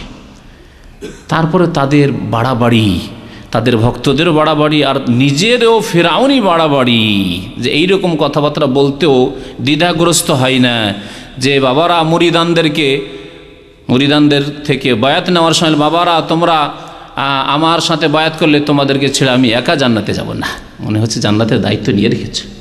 সুবহানাল্লাহ। তাহলে রাসূলুল্লাহ সাল্লাল্লাহু আলাইহি ওয়াসাল্লাম আর এই ভণ্ডদের, যাদের কোনো সার্টিফিকেট নেই, তাদের মধ্যে পার্থক্য কি থাকলো? পার্থক্য কি থাকলো? সাহাবায়ে কেরামরা না এই সাহস করেছেন, না এই ঈমান তাদের ছিল। অন্য অন্য নবীগণ তারা নাফসি নাফসি বলবেন হাসরের মাঠে বিচার দিবসে, নাফসি নাফসি, হায় আমার কি হবে, আমার কি হবে। আম্বিয়া কেরামরা বলে কালামুর রাসূল ইয়াউমাইযিন আল্লাহুম্মা সাল্লিম সাল্লিম, সহিহ বুখারী শরীফ হাদিস। সমস্ত রাসূল নবীগণ বলবেন আল্লাহ আমাকে সহি সালামত রাখো, সহি সালামত রাখো, নিরাপদ রাখো। রব্বি সাল্লিম সাল্লিম আল্লাহুম্মা সাল্লিম সাল্লিম বলবেন। নবী করিম সাল্লাল্লাহু আলাইহি সাল্লামকে ভালোবাসলে একমাত্র একজন ব্যক্তি, খাতামুল আম্বিয়া সাইয়্যিদুল মুরসালিন, শেষ নবী মুহাম্মদুর রাসূলুল্লাহ সাল্লাল্লাহু আলাইহি সাল্লাম, তার ভালোবাসা জান্নাতে নিয়ে যেতে পারে। নবী করিম সাল্লাল্লাহু আলাইহি সাল্লামকে ভালোবাসলে তার সাথে জান্নাতে থাকতে পাওয়া যাবে। এই ক্ষেত্রে বেশ কিছু হাদিস রয়েছে। একটি হাদিস শোনাই, আনাস বিন মালিক রাদিয়াল্লাহু তাআলা এই হাদিসটি বর্ণনা করেছে, যা রাজুল ইলা রাসূলিল্লাহ সাল্লাল্লাহু আলাইহি ওয়াসাল্লাম, একজন ব্যক্তি রাসূলুল্লাহ সাল্লাল্লাহু আলাইহি ওয়াসাল্লামের কাছে আসলো, আসার পর বলল, ফাকালা ইয়া রাসূলুল্লাহ, হে আল্লাহর রাসূল, মাতা সাআহ, কিয়ামত কখন হবে? কিয়ামত কখন হবে জিজ্ঞাসা করলো। কিয়ামতের লক্ষণ সম্পর্কে জিজ্ঞাসা করেনি। কিয়ামতের লক্ষণ সম্পর্কে জিজ্ঞাসা করে নবী করিম সাল্লাল্লাহু আলাইহি ওয়াসাল্লাম জানতেন অনেক লক্ষণ, ছোট লক্ষণ, বড় লক্ষণ, তা বলে দিতেন। যেমন জিবরাইল আলাইহিস সালামের যে প্রসিদ্ধ হাদিস রয়েছে তাতে কিছু লক্ষণ বর্ণনা করে দিয়েছেন। কিন্তু জিবরাইল আলাইহিস সালাম যখন জিজ্ঞাসা করে মাতাসা, কখন কিয়ামত হবে, তখন তিনি বলেছেন মাল মাসউল বিআলামা মিনাস সাইল। জিবরাইল আলাইহিস সালামকে জবাব দিয়েছিলেন যে যাকে জিজ্ঞাসা করা হচ্ছে তিনি, যে জিজ্ঞাসা করছে জিজ্ঞাসাকারী তার চাইতে বেশি জানে না। মানে জিবরাইল চাইতে বেশি মুহাম্মদ সাল্লাল্লাহু আলাইহি সাল্লাম জানে না যে কোন সালে, কখন, কোন তারিখে, কোন মাসে হবে, এটা জানে না। এই জ্ঞান আল্লাহ পাক কোনো ব্যক্তিকে দেয়নি। ইন্নাল্লাহ ইনদাহু ইলমুস সাআহ, সূরা লুকমানের শেষ আয়াতে আল্লাহ পাক ইরশাদ করেছেন যে এই পাঁচটি জ্ঞান একমাত্র আল্লাহ নিজের সাথে খাস রেখেছেন। তার মধ্যে প্রথম হচ্ছে নিশ্চয়ই ইন্নাল্লাহ ইনদাহু ইলমুস সাআহ, একমাত্র তার নিকট কিয়ামতের জ্ঞান রয়েছে, যে কোন তারিখে হবে, কোন মাসে হবে, কোন সালে হবে। কোনো ব্যক্তিকে আল্লাহ পাক জানাননি। নবী করিম সাল্লাল্লাহু আলাইহি সাল্লামকে এই সাহাবী জিজ্ঞাসা করলেন যে মাতা সাআত ইয়া রাসূলুল্লাহ, হে আল্লাহ রাসূল, কখন কিয়ামত হবে? নবী করিম সাল্লাল্লাহু আলাইহি সাল্লাম ব্যক্তি বিশেষে উত্তর দিতেন যে কোন উত্তরে এই ব্যক্তির বা এই লোকগুলির উপকার হবে, বেশি ফায়দা হবে। তাহলে লোক বুঝে আপনাকে দিনের কথা বলতে হবে, আসল কথাই বলতে হবে, কিন্তু ভঙ্গিমা পদ্ধতি পরিবর্তন করা যেতে পারে। যেখানে যেটা উপকারী হবে সেই রকম পদ্ধতি অবলম্বন করতে হবে। নবী করিম সাল্লাল্লাহু আলাইহি ওয়াসাল্লাম এখানে জিবরাইল আলাইহিস সালামকে যেভাবে উত্তর দিয়েছে সেরকম উত্তর দিলেন না। উত্তর কি দিলেন? ওয়ামা আদাত্তা লাহা, কিয়ামত সম্পর্কে প্রশ্ন করছো, তাহলে কিয়ামতের জন্য কি প্রস্তুতি নিয়েছো? জিবরাইল আলাইহিস সালামকে এটা বলার কোনো যুক্তি নেই। জিবরাইল আলাইহিস সালাম ফেরেশতা, তার দ্বারা কোনো গুনাহ হয় না। তাকে আল্লাহ পাক রব্বুল আলামিন জিন মানুষের মতো ইবাদত বন্দেগীর জন্য সৃষ্টি করেননি, আর তাদের জন্য জান্নাত জাহান্নাম নেই। ফেরেশতাদের জন্য, ফেরেশতাদেরকে আল্লাহ পাক শুধু ভালো গুণ দিয়ে সৃষ্টি করেছেন। আল্লাহ পাকের বিশেষ বিশেষ যে আদেশ হয় তাই তারা পালন করেন, কোনো নাফরমানি তাদের দ্বারা হয় না, হবেই না। ওই ক্ষমতায় আল্লাহ পাক দেননি ফেরেশতাদেরকে। সুতরাং ওয়ামা আদাত্তাল্লাহ, কিয়ামতের জন্য কি প্রস্তুত করেছো জিবরাইল আলাইহিস সালামকে, এটা বলার কোনো ফায়দা নেই। কিন্তু মানুষকে বলার প্রয়োজন রয়েছে যে কিয়ামত কখন হবে এই জিজ্ঞাসা করছো, তাহলে কিয়ামতের জন্য কি প্রস্তুতি নিয়েছো, কি আছে তোমার কাছে? যদি কেউ এসে বলে এখানে যে আর ভালো লাগে না, দেশে চলে যাব, তাহলে স্বাভাবিক জিজ্ঞাসা করো যে কতদিন হলো আপনার আশা, কত টাকা খরচ করে এসছেন, হ্যাঁ, টাকা পয়সা উঠিয়েছেন না ওখানে ঋণের বোঝাই মানে পড়ে আছেন, কিছু করতে পারলেন কি না? অবশ্যই কিছু করে যান। নবী করিম সাল্লাল্লাহু আলাইহি ওয়াসাল্লাম বলেন ওয়ামা আদাত্তাল্লাহ, কি প্রস্তুতি নিয়েছো? ওয়ামা আদাত্তালিস সাআহ, কিয়ামতের জন্য কি প্রস্তুতি নিয়েছো? তিনি বললেন কাল হুব্বুল্লাহি ওয়া রাসূলিহি, আল্লাহ পাকের ভালোবাসা এবং তার রাসূল সাল্লাল্লাহু আলাইহি ওয়াসাল্লামের ভালোবাসা। অন্য হাদিসে রয়েছে মা আদাতুল্লাহ কাসীরা সালাতিন ওয়ালা সিয়ামিন ওয়ালা যাকাত, আমি কিয়ামতের জন্য অত বেশি নামাজ, অত বেশি রোজা, অত বেশি যাকাত নিতে পারিনি, এইরকম সম্বল আমার কাছে নেই। এর মানে এই নয় যে আজকালকার বেনামাজিদের মতো বা আধা নামাজিদের মতো বেশি নামাজ নিতে পারি না, মানে বেশি নফল নামাজ নেই আমার। ফরজে কোনো রকমের ঘাটতি সাহাবায়ে কেরাম, তাবেইন, তাবা তাবেইন শত শত বছর ধরে এইরকম ছিল না যে মুসলিম উম্মাহ নিজেকে মুসলিম বলে, মুসলিম পরিবারে জন্ম, অথচ নামাজ পড়েন না, এইরকম ছিল না।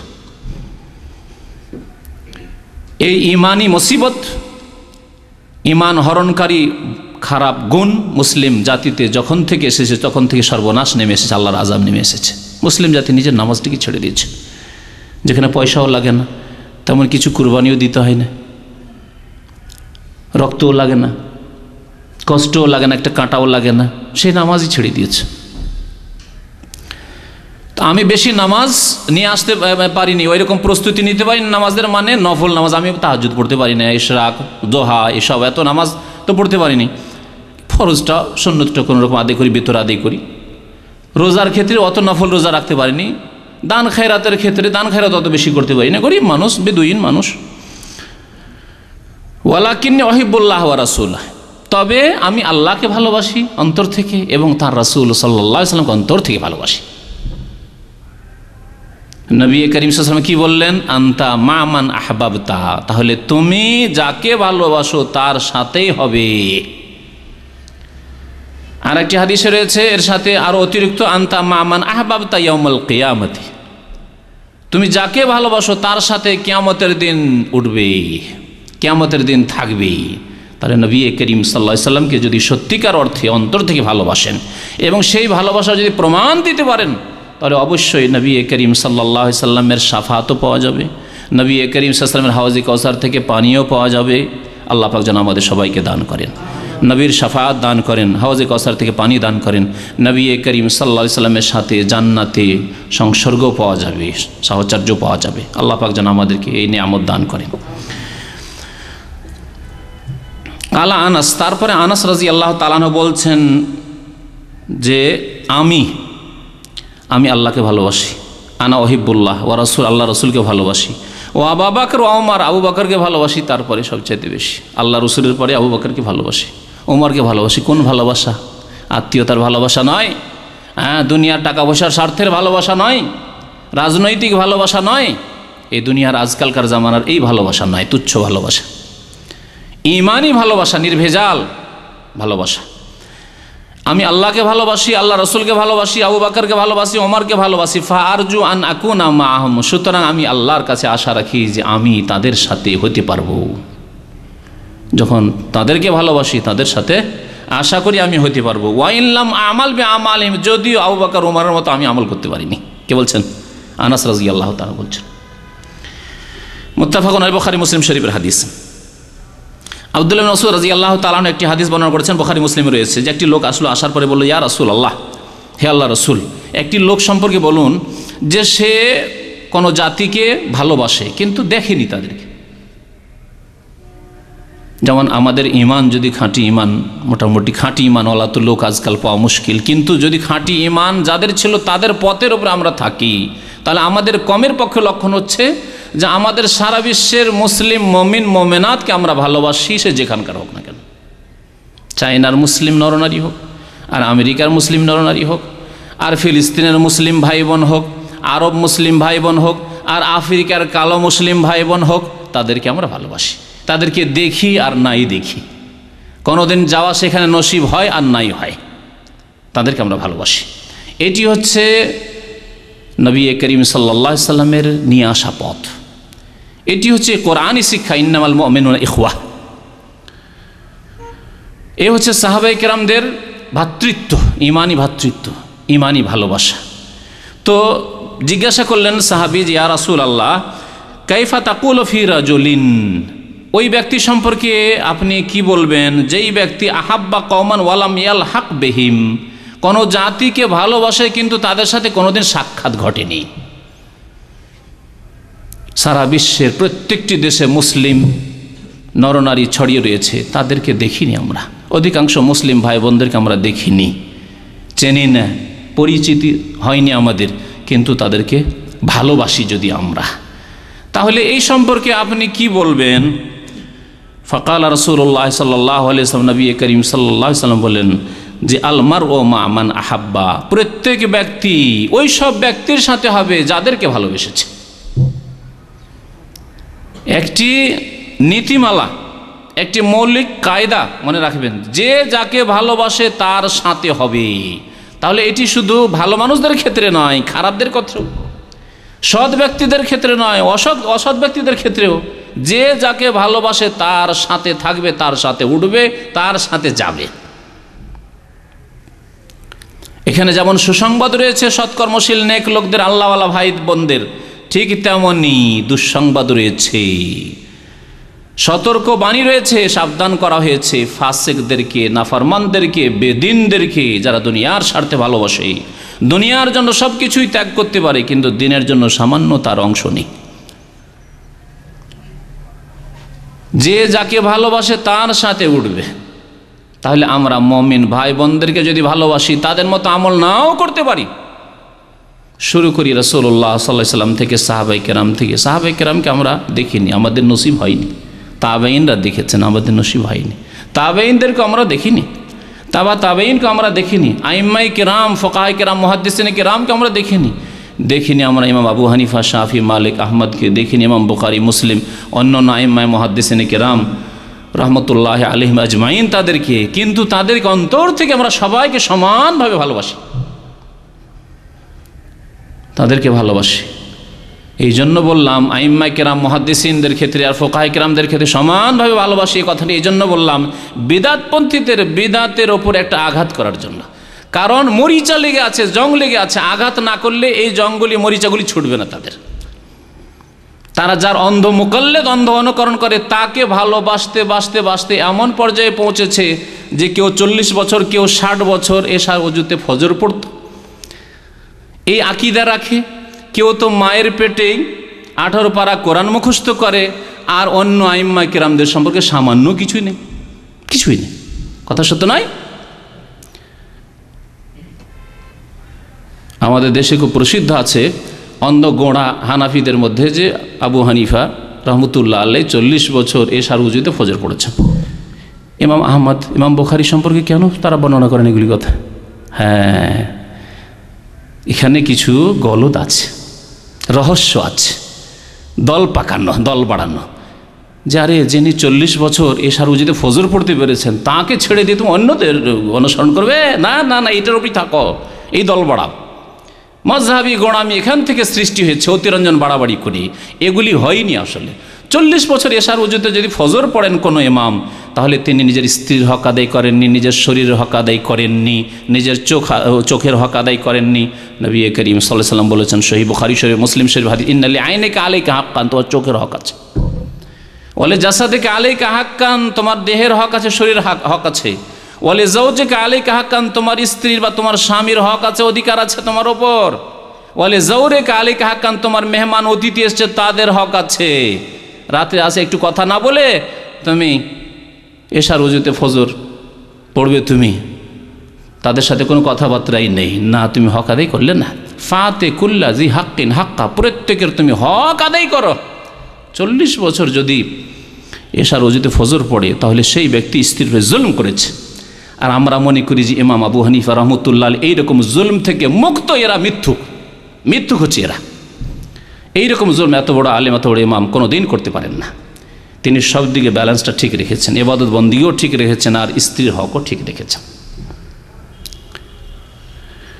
এইরকম আব্দুল কাদের জিলানী সম্পর্কে আরও আজকে এই প্রসঙ্গে শুনিয়ে দিই। কালকে এক ভাইয়ের বাসায় ছিলাম, তো সেখানে ইসলামিক টিভি শুনি, খুব প্রশংসা আপনাদের অনেকের কাছ থেকে।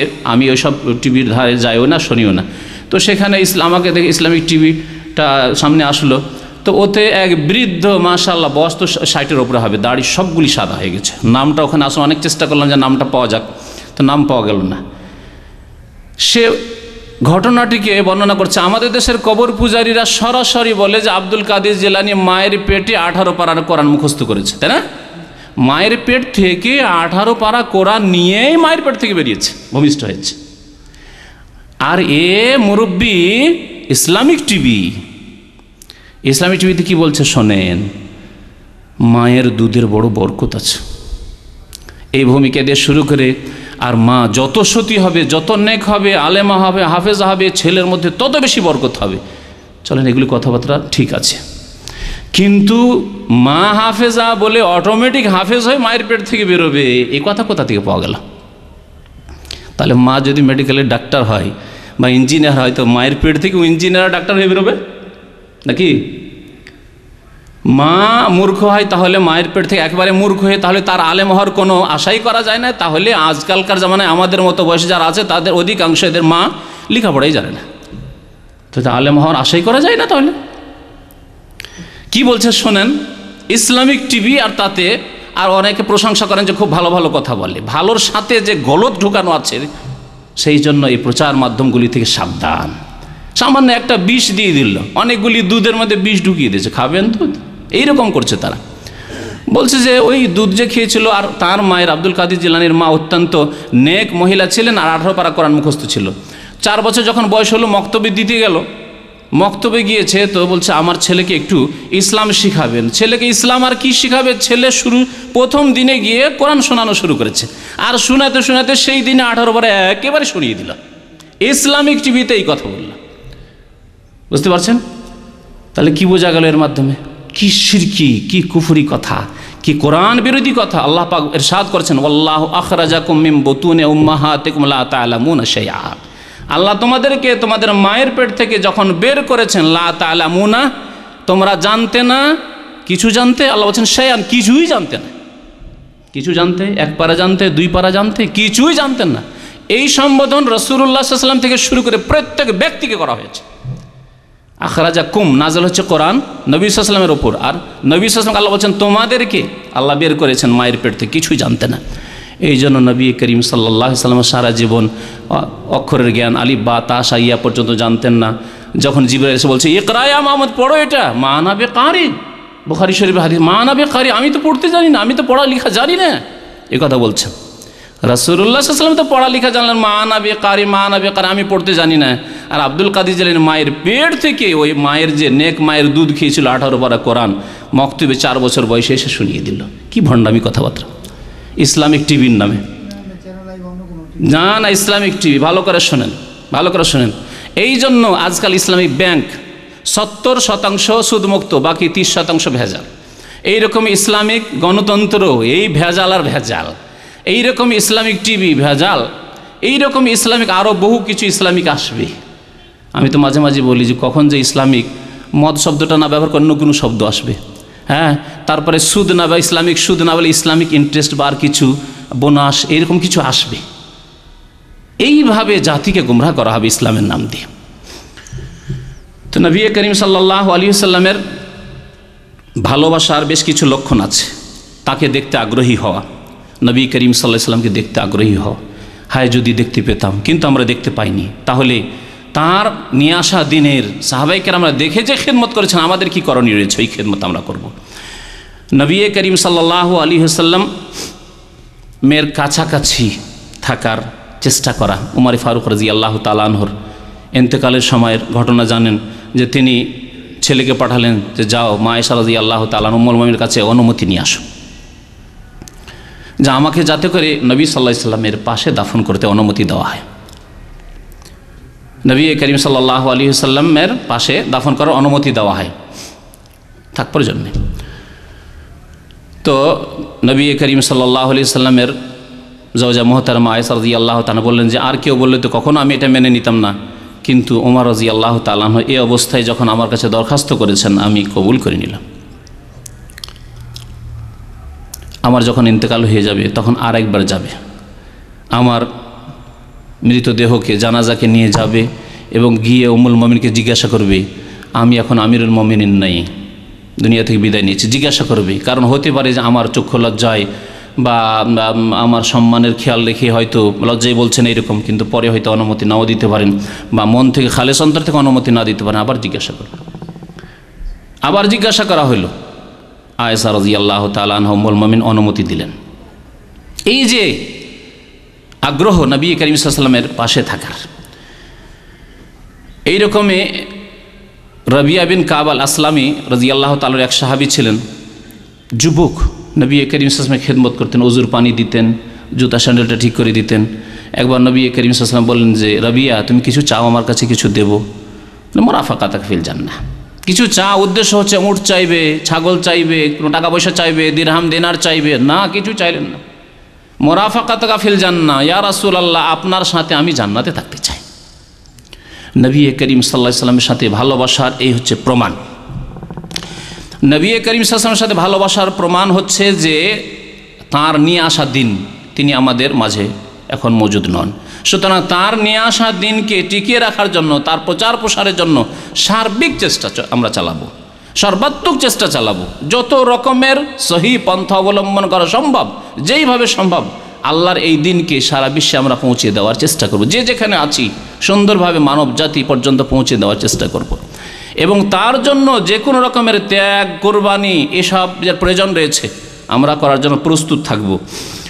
এই হচ্ছে আমাদের লক্ষণ, যে আমাদের মধ্যে নবী করিম সাল্লাল্লাহু আলাইহি ওয়াসাল্লামের ভালোবাসা রয়েছে। নবী করিম সাল্লাল্লাহু আলাইহি ওয়াসাল্লাম মের ভালোবাসার আরেকটি লক্ষণ হচ্ছে যে তার প্রত্যেকটি আদেশ নিষেধ মেনে চলা। এটি আমাদের জন্য অত্যন্ত জরুরি, কারণ এখানে আমাদের ত্রুটি। আমরা জানমালের কুরবানির কথা কি চিন্তা করব? আমাদের মধ্যে ওই আগ্রহ যে নবী সাল্লাল্লাহু আলাইহি ওয়াসাল্লামের সংসর্গ পায়, এসব আগ্রহ কি করে জন্মাবে, পয়দা হবে? আমাদের আল্লাহ এবং রাসূলের আদেশ নিষেধ মানার ক্ষেত্রে আমরা তৎপর নই, এত গাফেলের গাফেল। তাহলে আমাদের এই দিকটা বিশেষ করে সংশোধন করতে হবে যে নবী করিম সাল্লাল্লাহু আলাইহি ওয়াসাল্লামের প্রত্যেকটি আদেশ সম্মানের সাথে, শ্রদ্ধার সাথে মেনে চলা। অনেকে হয়তো কাজ করে কিন্তু কষ্ট লাগে না, আপনার ইমানে ত্রুটি রয়েছে। আপনি একটি সুন্নত পালন করছেন কিন্তু কষ্ট লাগছে, নবী সাল্লাল্লাহু আলাইহি ওয়াসাল্লামের আদর্শ মোতাবেক চলছেন কিন্তু কষ্ট লাগছে, বা আপনাকে লজ্জা লাগছে। এগুলি সমস্যা, ইমানি সমস্যা। এগুলি উদাহরণ দিলে সময়ের প্রয়োজন রয়েছে, কিন্তু আমরা আমাদের জীবনে দেখব যে একটি কাজ করছি কিন্তু আমাদের মাথা ভারী, ফজর নামাজ যাচ্ছি কিন্তু বড়ই কষ্ট লাগে উঠতে, দাড়ি রেখেছি কিন্তু সে খুব দাড়ি চুলকায়, হ্যাঁ দাড়ি চুলকায়, বাহানা দেখেন খুব চুলকায়, রাখতে পারি না খুব চুলকায়। আপনারই কেন চুলকায়, অন্যের কেন চুলকায় না? কারণ খারাপ একটা অভ্যাস করে রেখেছেন। খারাপ যদি অভ্যাস থাকে তো পরে একটু খারাপ লাগবে, কিছুদিন পর আবার ওটা ঠিক হয়ে যাবে। অথবা আপনি এসব করতে গিয়ে, দিনের এসব পালন করতে গিয়ে কোথাও কষ্ট পাচ্ছেন, কোথাও কারো উল্টোপাল্টা কথা শুনতে হচ্ছে, মন খারাপ সেখানে। এগুলি করার জন্যই আমাকে শুনতে হচ্ছে না। আপনি একজন বীরপুরুষ, মুজাহিদ, আপনি একজন, আপনি দিন পালন করতে গিয়ে আপনি শির উঁচু করে থাকবেন, আপনি শির নত করে থাকবেন না। আপনি হকের ওপর আছেন যদি আপনি একা থাকেন, আপনি রাসূলুল্লাহ সাল্লাল্লাহু আলাইহি ওয়াসাল্লামের তরিকায় আছেন আপনি যদি একাই থাকেন, এরকম গৌরব অন্তরে বোধ করতে হবে যে আলহামদুলিল্লাহ আমি আমার এলাকায়, আমি সুন্নতের অনুসারী, আমি বেদাত থেকে আলহামদুলিল্লাহ বেঁচে আছি, শিরক থেকে বেঁচে আছি, যদিও সবাই বিদাতি কিন্তু আলহামদুলিল্লাহ আমি একাই মাথা উঁচু করে আছি। এরপরে গৌরব বোধ করতে হবে। দুর্বলতা, হীনমন্যতা ভোগ করলে হবে না, এসবে থাকলে হবে না। নবী করিম সাল্লাল্লাহু আলাইহি ওয়াসাল্লামের সাহাবায়ে কেরামরা তাদের জীবনে এইরকম বহু প্রমাণ দিয়েছেন। মদিনায় যখন মদ হারাম করা হইল, মদ প্রথম দিকে কয়েক স্তরে গিয়ে হারাম করা হয়েছে, ফাইনাল যখন হারাম করে দেওয়া হলো, সেই সময় বহু সাহাবায়ে কেরাম তাদের বাড়িতে বড় বড় মদের পাত্র, মাটির পাত্র রয়েছে। আবু তালহার একটি ঘটনা আছে, আনাস রাদিয়াল্লাহু তাআলা আনহু বর্ণনা করেছেন। আবু তালহার সাথে আনাসের মায়ের উম্মে সুলাইমের বিয়ে হয়েছিল পরে, তার আব্বার ইন্তেকালের পরে। তো বলছে আমি আবু তালহার বাড়িতে থাকতাম, মায়ের স্বামী, দ্বিতীয় স্বামী তার বাড়িতে। আর সেই জমানায় তারা মদ পান করতো। একদিন মদ পানে ব্যস্ত রয়েছে, ওয়াকানা খামারহুম ইয়াওমাইযিন আল ফাজিখ, তারা ওই জব দিয়ে বিভিন্ন কখনো কিশমিশ দিয়ে সব তৈরি করতো মদগুলি। রাসূলুল্লাহ সাল্লাল্লাহু আলাইহি ওয়াসাল্লাম একজন ব্যক্তিকে মদিনার গলিতে গলিতে ঘোষণা করার জন্য পাঠালেন। যখন আয়াত নাজিল হলো ইন্নামাল খামরু ওয়াল মাইসিরু ওয়াল আনসাবু ওয়াল আজলামু রিজসুম মিন আমালিশ শায়তান ফাজতানিবুহু লাআল্লাকুম তুফলিহুন, এটা দিয়ে ফাইনাল তৃতীয় স্তরে গিয়ে মদকে হারাম করা হলো। তারপরে ওই সাহাবী যাকে পাঠিয়েছিলেন রাসূলুল্লাহ সাল্লাল্লাহু আলাইহি ওয়াসাল্লাম, গলিতে গলিতে গিয়ে ঘোষণা করছেন আলা ইন্নাল খামরা কাদ হররিমাত, সাবধান শুনে রাখো শরাব মদকে হারাম করে দেওয়া হয়েছে। ইন্নাল খামরা কাদ হররিমাত, ইন্নাল খামরা কাদ হররিমাত, হারাম করে দেওয়া হয়েছে।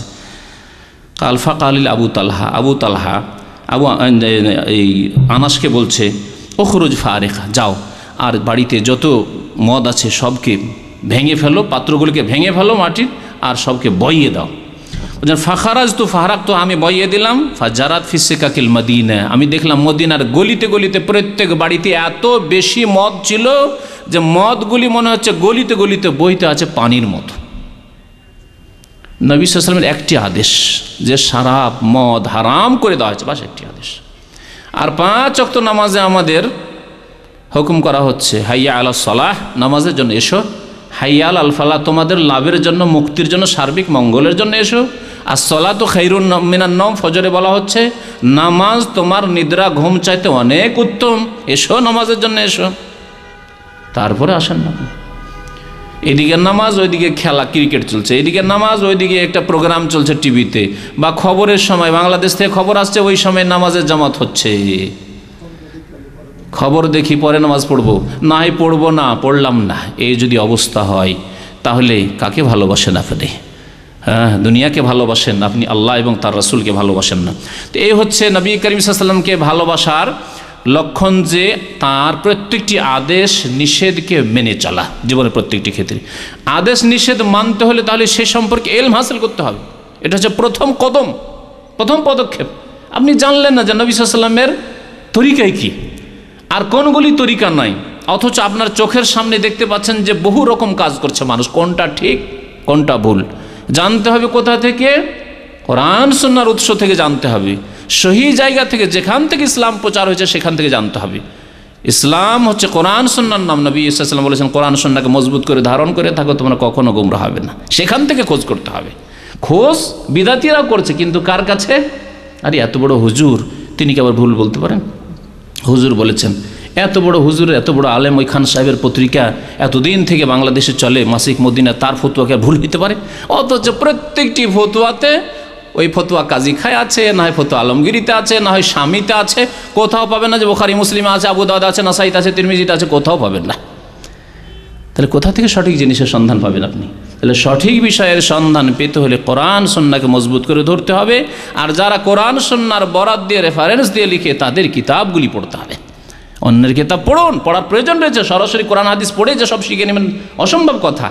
সাহায্য অবশ্যই মানুষের লেখা থেকে, মানুষের বক্তব্য থেকে নিতে হবে, কিন্তু কোরআন সুন্নাহ ভিত্তিক বক্তব্য হইতে হবে, কোরআন সুন্নাহ ভিত্তিক লিখনী হইতে হবে, সেগুলি থেকে দিন নিতে হবে। আল্লাহ পাক যেন আমাদেরকে বোঝার এবং আমল করার তৌফিক দান করেন। নবী করিম সাল্লাল্লাহু আলাইহি ওয়াসাল্লামের ভালোবাসা আমাদের অন্তরে যেন আল্লাহ পাক দান করেন। আল্লাহুম্মা ইন্নী আসআলুকা হুব্বাকা, আল্লাহুম্মা ইন্না নাসআলুকা হুব্বাকা ওয়া হুব্বা মান ইউহিব্বুকা ওয়া হুব্বা রাসূলিকা ওয়াল আমাল আল্লাযী ইউবাল্লিগুনি হুব্বাকা।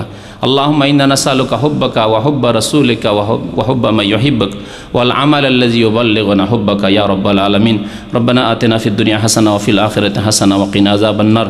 রব্বানা যালামনা আনফুসানা ওয়া ইল্লাম তাগফির লানা ওয়া তারহামনা লানাকুনান্না মিনাল খাসিরিন। ওয়া সাল্লাল্লাহু আলা নাবিয়িনা মুহাম্মদ ওয়া আলা আলিহি ওয়া সাহবিহি আজমাইন। এক ভাই বলছেন যে বেনামাজি আপন ভাই অথবা বোন থাকলে তাদের সাথে কি আচরণ করা উচিত?